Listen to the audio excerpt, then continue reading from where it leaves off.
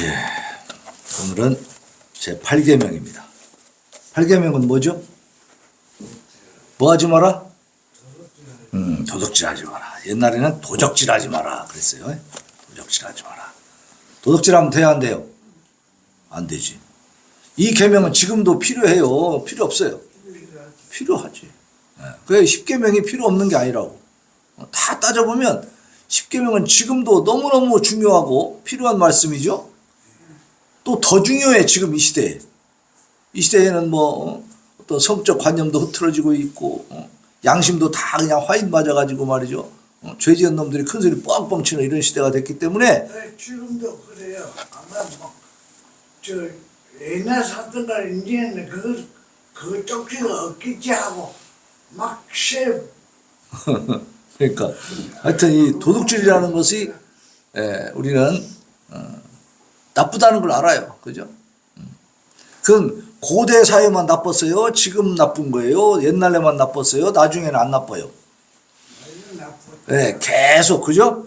인류 역사 이래 이 도둑질이라는 건 나쁜 거죠. 자, 그런데 우리가 잘 생각을 해봅시다. 도둑질이 왜 나쁜가? 전제 조건이 있어야 됩니다. 자, 군대에서는 저 소대 걸 내가 가갖고 살짝 훔쳐왔어. 화이바 이거 철물을 잃어버렸네. 찾아보니까 없어. 큰일 났네. 저쪽 내용만이 살짝 빈 것 같아. 가서 하나 살짝 가져와서 써버렸어. 도둑질이 아니야. 아니요. 응, 도둑질 아니야 그건. 왜? 응? 그건 위치 이동이요. 왜 그런지 알아요? 이 철문은 개인 소유예요? 국가 소유예요? 국가 소유지. 그러니까 저 1소대 그 국가 소유가 거기 있다가 이 소대로 온 것 뿐이요. 이게 도둑질 아니지. 국가 소유를 왜 자기 마음대로 그러니까 국가 소유니까 거기 있는 거 내가 써도 되고 내 거 네가 써도 되고 그런 거지. 그때 잘 생각을 해봐요. 이 소유라는 게 개인 소유권을 인정하지 않는다면 도둑질한 것을 처벌할 수 있을까요? 없을까요? 없지. 개인 소유권이 있을 때 도둑질도 죄가 되는 거지. 그죠? 그래서 오늘 이 8계명을 가만히 보면 하나님께서는 개인적인 사유재산의 그 원칙을 개인이 재산을 소유할 수 있다는 것을 인정하십니까? 부정하십니까? 인정하고 있는 거지. 그죠? 사유재산을 인정하신 거야. 공산주의는 사유재산 있어요? 없어요? 없어. 사유재산이 없어, 공산주의는. 이게 사실상 우리 군인들이 배고파서 말이지, 민가에 들어가서 막 양 잡아먹고 막 소 잡아먹고 해도 돼지 잡아먹고 해도 사실은 처벌하면 안 돼. 다 국가 소유인데. 근데 또 모순이야. 국가 소유라고 하면서도 또 처벌하죠. 그거 이제 국가 것을 도둑질했다 해갖고 또 처벌하는 거야?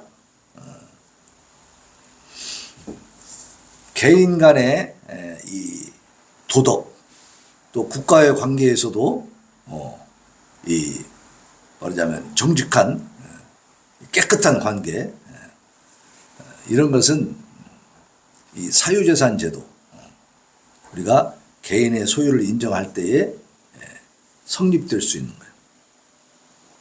그래서 하나님은 재물과 소유를 구별하십니다. 재물과 소유를. 자, 하나님께서 생명의 유지를 위해서 각 사람에게 주신 이 재물 혹은 소유를 보존하게 하고자 하는 의도에서 이 계명을 주신 거예요. 그러니까 사람들에게 각자 자기 소유물을 인정해 주는 거죠. 그 소유물을 계속 보존하고 유지를 해야 돼요? 뺏겨야 돼요? 갖고 있어야죠. 보존해야지.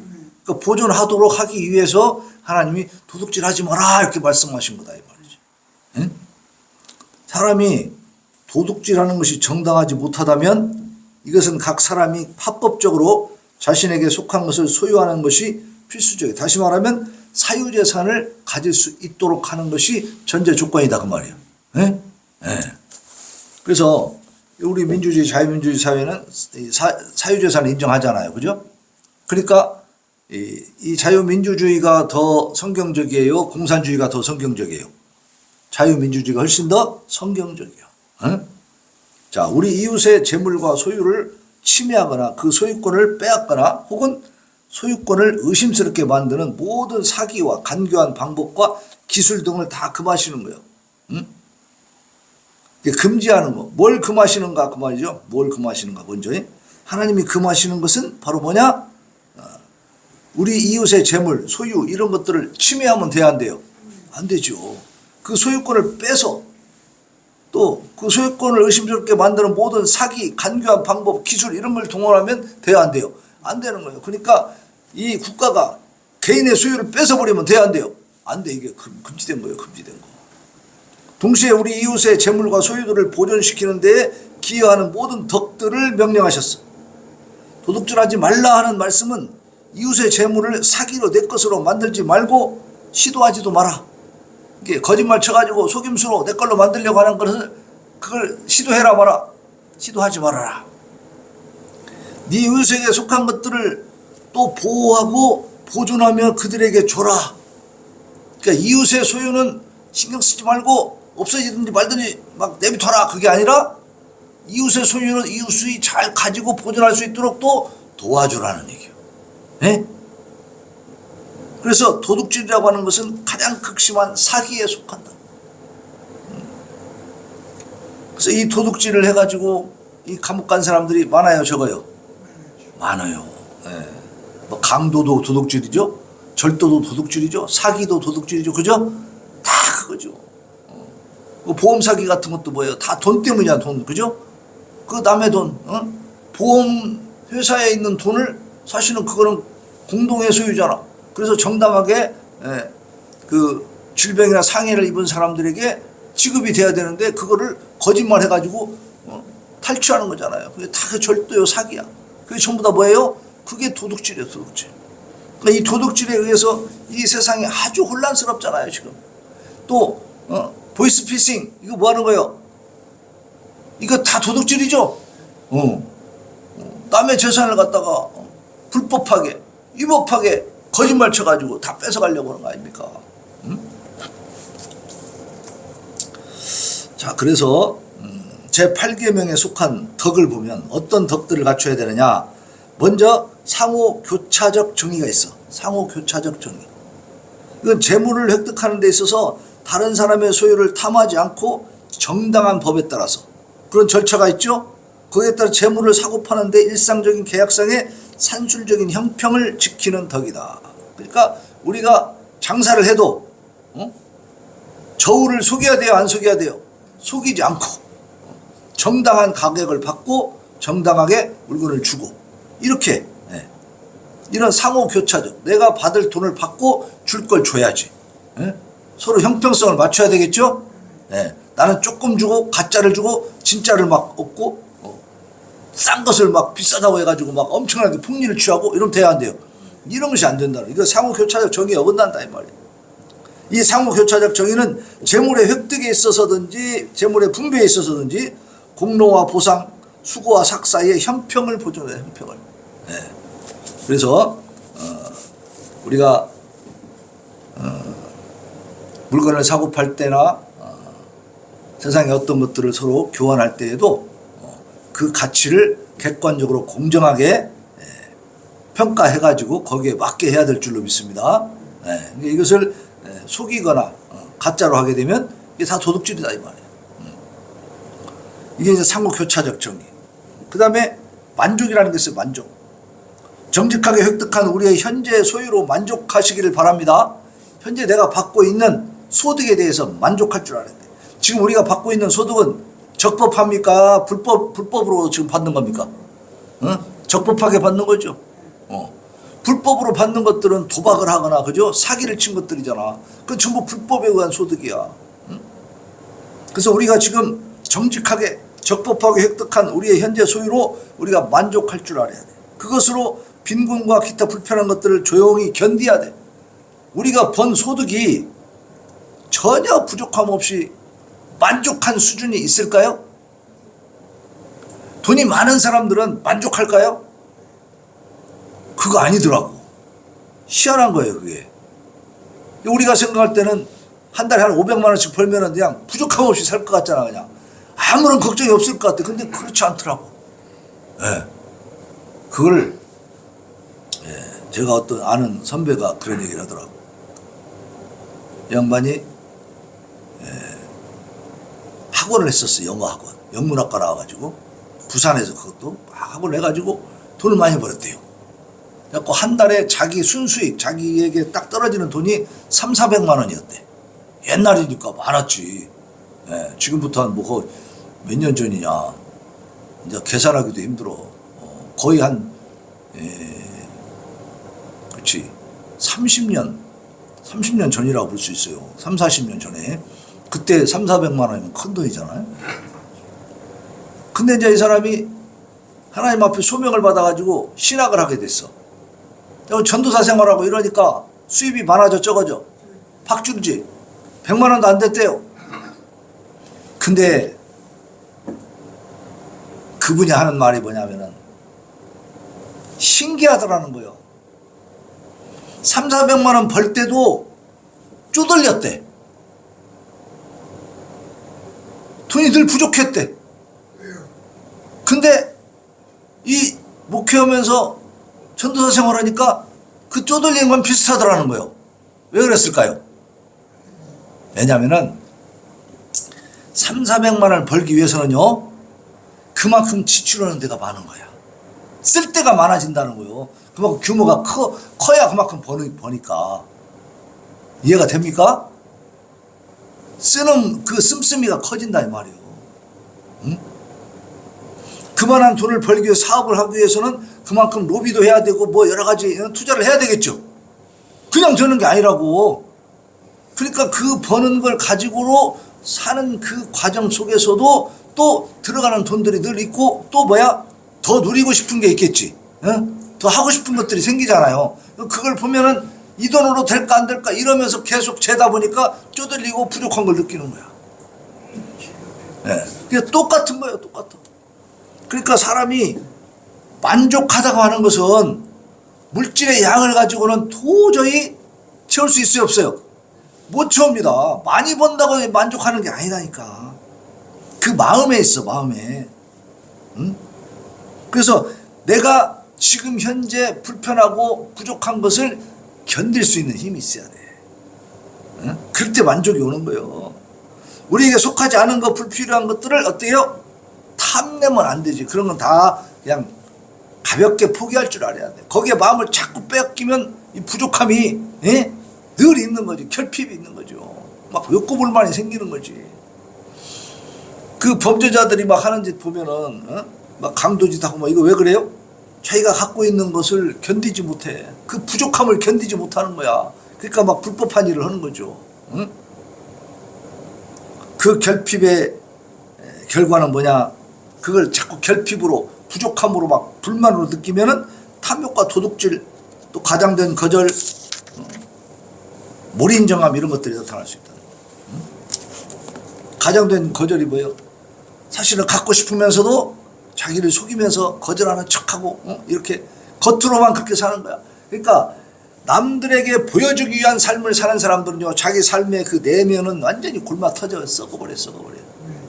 그래서 그 가족이 괴로워요. 가장 가까이 있는 가족들이 가장 고통스러운 거야. 이걸 모르고 사는 사람들이 참 많습니다. 자, 세 번째로 신의예요, 신의. 믿을 신에 오를 의, 옳은 걸 믿는다, 옳다고 믿는다 이거죠. 다른 사람의 손실과 박탈에 대해서 걱정하고 염려해주고 그런 상태를 변화시키기 위해서 힘써줘. 남들한테 무관심한 게 아니고 남들이 손해보지 않도록 자기가 할 수 있는 한 도와준다는 얘기죠. 이게 신의야. 우리의 적절한 그 직업에서 우리에게 맡겨지는 것까지 또 갖가지 의무들을 기꺼이 부지런히 행해 우리와 우리 가족들을 지탱시키는 데 필요한 것을 소유하는 거예요. 보세요. 요 옆에 이제 차들이 많이 주차되어 있잖아. 근데 어느 날 오다 보니까 저녁 때쯤 됐는데 이쪽 차 한 대가 미등이 켜져 있더라고. 그럼 밤에 미등이 켜져 있으면 모르고 들어간 거죠. 그럼 미등이 밤새도록 켜 있으면은 배터리가 방전될 수가 있어. 그래서 이렇게 보니까 전화번호가 있더라고. 전화해서 내가 알려줬어. 미등이 켜져 있다. 아까 끈 것 같은데 지금 내가 보니까 켜져 있는데 나와보시오. 그랬어. 고맙다고 하더라고. 그죠? 그 사람의 재산이 지금 방전이 되든지 말든지 신경 안 쓸 수 있죠? 내 거 아니니까. 그러나 어때요? 전화해주면 좋은 거지. 그러니까 우리가 살아가는 이 도둑질 하지 말라고 하는 것은 내가 직접 뺏어 막 훔쳐와도 안 되지만 남의 재산이 지금 피해를 보고 있는데도 모른 척 하면 안 된다는 거예요. 그 사람이 피해를 보지 않도록 해줄 수 있잖아, 사실은. 예? 전화는 해줄 수 있는 거 아니에요. 그죠? 내가 큰 뭐 이렇게 노력이 드는 건 아니잖아요. 그러니까 잠깐 관심이야, 관심. 그 전화해서 알려주는 거야. 응? 그런 의무, 그런 우리가 금지된 것은 남의 걸 빼앗는 거고, 금지를 넘어서 우리에게 더 명령하고 있는 것은, 우리에게 행동을 촉구하고 있는 것은 남의 재산에 대해서도 관심을 가져줘라. 그들이 그것을 잘 유지할 수 있도록 도와줘라, 그런 얘기입니다. 또 다른 이들의 부족한 것들을 공급해 줄 수 있는 것, 그 다음에 하나님께 영광을 돌리고자 하는 것, 이것이 이제 신의다. 그래서 이 덕에 어긋나는 것들은 뭐냐? 불성실함과 소홀함과 게으름이다. 소홀함과 게으름은 뭐냐면 하나님의 교회가 잘 이루어져야 된다, 정말 자립하며 굳건하게 서가야 된다 하고 생각하고 기도하면서도 자기가 실질적으로 도울 생각은 안 해. 이것이 소홀함과 게으름이야. 그러니까 어떤 일이 잘 되어지기를 자기도 바라고 그것이 필요하다고 생각하는데 실질적으로는 일하지 않아. 실질적으로 그 일에 대해서 아무것도 도움을 주고 있지 않아. 모른 척하고 있어. 이건 소홀함과 게으름이에요. 신의가 없는 거예요. 신의가 있는 사람은 노력을 한다 이 말이에요. 자기가 할 수 있는 한 최선의 노력을 다해서 어떻게 해요? 그 일이 잘 되어질 수 있도록 돕고 만들어간다. 적극적으로 참여한다 그 말입니다. 네? 그 다음에 이제 너그러우면 너그러움. 올바른 생각과 동기에서 가난한 사람에게 자기가 가진 필수적인 것을 베풀어줘. 그러니까 가능하면 너그럽게 살아가자. 너무 인색하지 말고. 인색함이나 비열함이나 탐욕, 낭비 이런 것들은 이 너그러움에 반대되는 일들이죠. 그 반대되는 성품들은, 그런 성격들은 다 버리고 이제 너그러움으로 가자. 그 다음에 친절. 너그러움의 한 형태죠. 외인들, 외지에서 온 사람들과 또 여행객들과 특히 복음의 교리 때문에 배척당한 자들을 진정한 그리스도의 사랑과 모든 친절의 의무로서 대해주는 거예요. 그래서 다른 곳에서 이제 지금 우리나라는 그런 것은 없지만은 외국에서는 종교적인 핍박을 당해갖고 오는 사람들도 있죠. 그런 사람들을 우리가 잘 대해주면, 특히 탈북민들, 이런 사람들은 북한에서 예수님 절대 못 믿잖아. 그런 사람들이 탈북해 목숨을 걸고 여기를 건너왔잖아요. 그럼 그 사람들에 대해서 관심을 가지고 잘 도와주는 거, 이것이 필요하다는, 이게 친절이죠. 근검입니다. 근검. 모든 불필요한 소비를 경계하고 우리 자신과 삶에서 우리와 연관된 자들을 위해서 정직하게 획득한 것을 잘 관리하고 우리의 위로를 위해서 필요한 정도 이상을 탐하지 않는 거예요. 그러니까 우리에게 필요한 것 이상을 자꾸 욕심을 부리고 막 그것을 탐욕을 부리게 되면 어떻게 돼요? 우리 마음이 편치가 않지. 그러면 결국은 죄를 저지르게 되는 거예요. 도둑질하게 되는 거예요. 그러니까 그런 것들을 우리가 잘 절제할 수 있어야 됩니다. 절제. 그 다음에 전략입니다. 마지막으로 가사와 관련해서 정직하게 획득한 것을 필요하고 유용한 것에 적절하고도 유익하게 쓰는 덕이고 필수적이고 유용한 것들에만 비용을 지출하는 거예요. 자, 여기서 친절과 너그러움에 대해서 우리가 얘기할 필요가 있는데, 여기서 다른 사람을 돕는다고 했을 때 내가 가진 것이 마이너스 될 정도로 도와야 되나요? 내가 빚쟁이가 될 정도로? 아니요, 그거는. 그걸 중용의 덕이라고 하죠. 그걸 적절하게 조절할 수 있어야 돼. 내가 삶을 살아가는데 지장이 없는 한도 내에서 내가 도울 수 있는 데까지 돕는다, 그런 얘기요. 이게 중요한 겁니다. 그리고 우선순위를 잘 정해야 돼. 응? 우리가 신앙생활 하면서는 하나님 앞에 드리는 헌금이 제일 먼저입니다. 순서가 그렇게 돼. 순서가 하나님 앞에 드리는 헌금이 제일이고 그 다음에 우리 생활비, 그 다음에 돕는 거 이렇게 돼야 되는 거예요. 어? 그렇게 해서 하나님 앞에 드리는 것을 먼저 잘 생각해서 그거 분배를 해야 돼. 분배를. 그래서 마음에 감동이 오는 대로 내 소득의 한도 내에서 하나님 앞에 마음껏 그 기쁨으로 자원하여 드릴 수 있기를 바랍니다. 그렇게 해야지 이것을 인색하게 해서도 안 되고 불인정하게 해서도 안 되고 또 무리하게 해가지고 예, 제가 익산에 있을 때 보니까 기도원에 다니는 청년인데 아직 결혼도 안 한 친구야. 근데 어떻게 직장 생활 하니까 이 신용카드를 갖고 있었어. 근데 그 기도원에다가 헌금을 어떻게 하는 줄 아세요? 신용카드로 대출받아서 헌금을 하는 거야. 그럼 돼요, 안 돼요? 그건 아니에요. 그렇게 해서는 안 되는 거야. 응? 본인이 직장 생활 해가지고 그 버는 소득이 있잖아, 그죠? 그 소득의 한도 내에서 자기 생활할 것을 남기고 필수적인 생활비를 남기고 그리고 좀 여유도 주고 그 다음에 하나님 앞에 드릴 수 있는 그것을 남는 것을 하나님 주신 것 중에서 챙겨서 그 대신 11조는 해야지. 10분의 1은 드리고 그 다음에 나머지는 자기 형편에 따라서 하는 거야. 그러지 카드 긁어가지고 신용대출 받았고 헌금한다? 이건 아니다 이 말이에요. 이건 오버한 거예요. 그거는 덕이 아니고 하나님을 욕되게 하는 거죠. 그죠? 그런 이야기들 사람들이 들으면 하나님 좋은 하나님이다 그러겠어요? 욕먹이는 거야. 교회도 욕먹이고 기도도 욕먹이는 거야. 그건 아니다 이 말이에요. 우리가 생활할 때도 이런 그 주모 있는 삶을 사시기를 바랍니다. 경제적인 관념을 잘 세워야 돼. 우선순위가 뭔가를 잘 생각하고 그 다음에 내게 정말 필요한 것이 무엇인지 필요 없는 것이 무엇인지 이걸 잘 구분해서 내 소득 내에서 범위 내에서 필수적인 것들에만 지출을 하고 나머지는 잘 아낄 줄도 알아야 돼. 이게 굉장히 중요한 겁니다. 이게 좀 지혜가 있어야 돼. 도둑질하지 말라 그 말씀 속에는 이 경제적 활동에 대한 지혜도 요구되고 있는 거예요. 남의 거 안 뺏으면 끝나지 그게 아니고 내 것을 어떻게 쓸 것인가 그것도 굉장히 중요한 부분이다.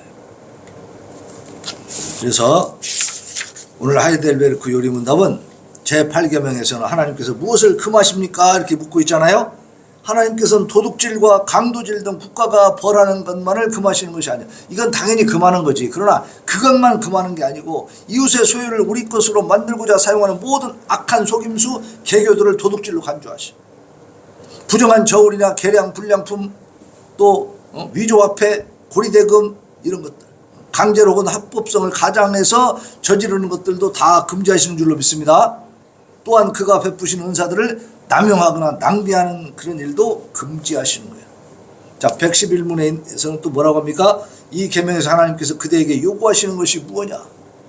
할 수 있거나 해도 괜찮을 경우에는 어디서든지 이웃의 유익을 증진시켜줘라.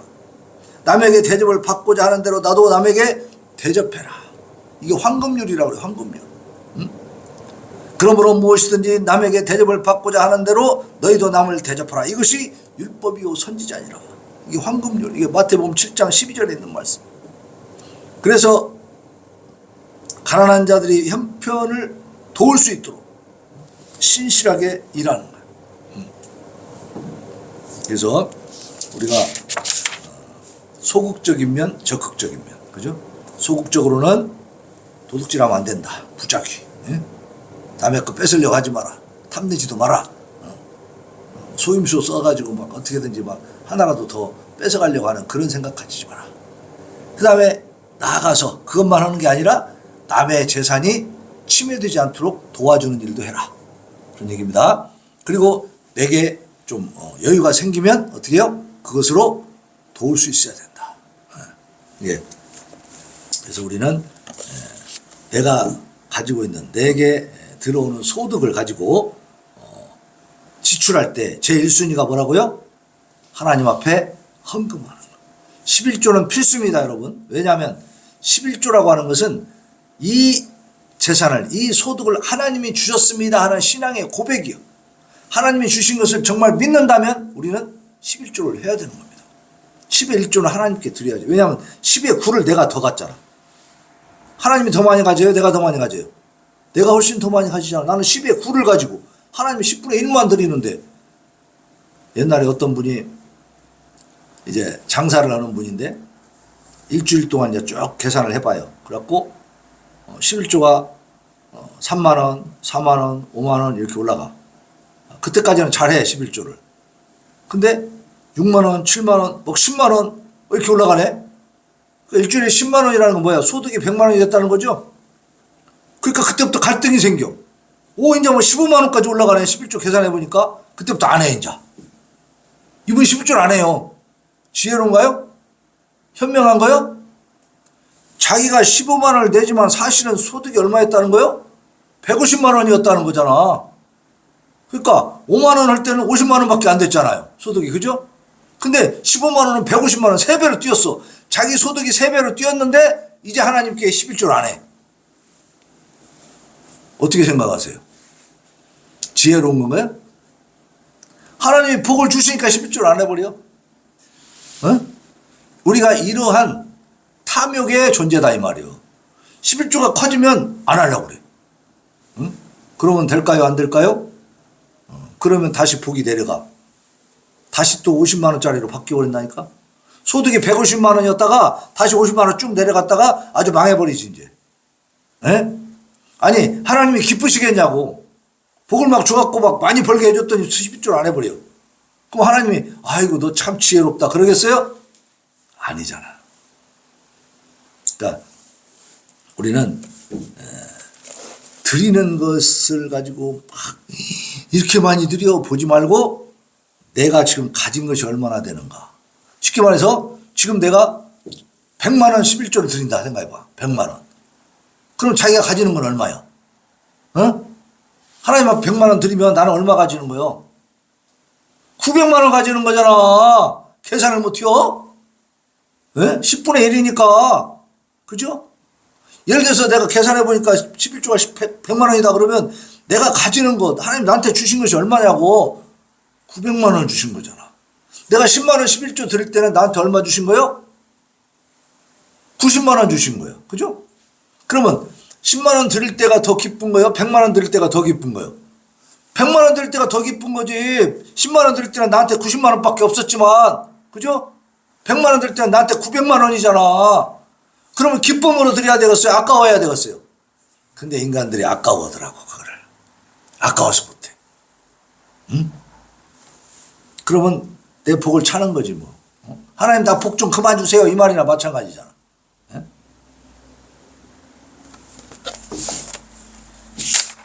하나님 앞에는 우리가 미련한 계산을 하지 말고 지혜로운 계산을 하시기를 바랍니다. 자, 우리가 이제 도둑질하지 마라 이 말씀을 따라서 이제는 남의 것에 대해서도 정말 불법하고 위법하고 부당한 그런 탈취를 우리가 생각하지 말 것이고, 또 내 거 아니니까 아무렇게나 돼도 된다.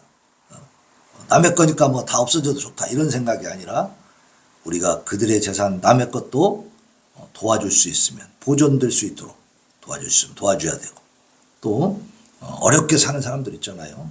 나보다 더 힘든 사람들이 있어. 그런 사람들에게 내가 또 도움의 손길을 내밀 수도 있어야 돼요. 또 나아가서 내 소득을 가지고 경제적인 활동을 할 때에 제 1순위는 하나님 앞에 드리는 것이다. 그 중에 11조는 필수다라는 생각을 가지고 이제 앞으로 이 제 8계명을 잘 준수하여 큰 복을 받는 우리 성도들 되시기를 예수님의 이름으로 축원합니다. 아멘. 자, 우리 286장 주 예수님 내 맘의 우사 우리 찬양하고 다짐과 결단의 기도 올려드립시다.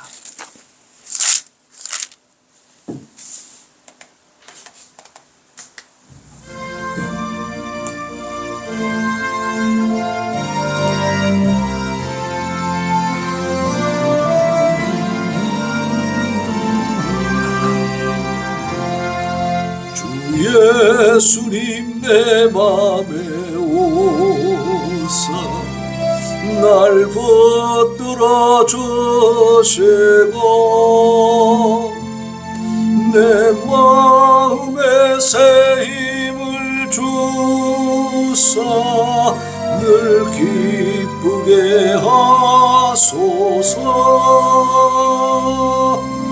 사랑의 주 사랑의 주 내 맘속에 찾아오사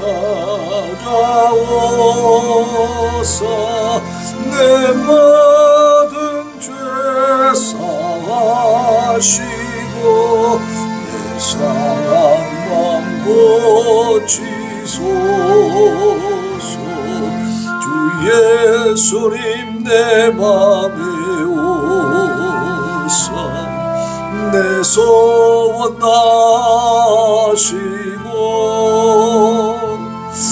내 무거운 짐 맡아줘서 참 평안을 주소서. 사랑의 주 사랑의 주 내 맘속에 찾아오사 내 모든 죄 사하시고 내 상한 맘 고치소서. 주님 내 맘에 오사 날 정결케 하시고 그 은혜를 내 맘에 채워 늘 충만케 하소서. 사랑의 주 사랑의 주 내 맘속에 찾아오사 내 모든 죄 사하시고 내 상한 맘 고치소서. 주 예수님 내 맘에 오사 내 길 인도하시고 주 성령을 내 맘에 채워 늘 충만케 하소서.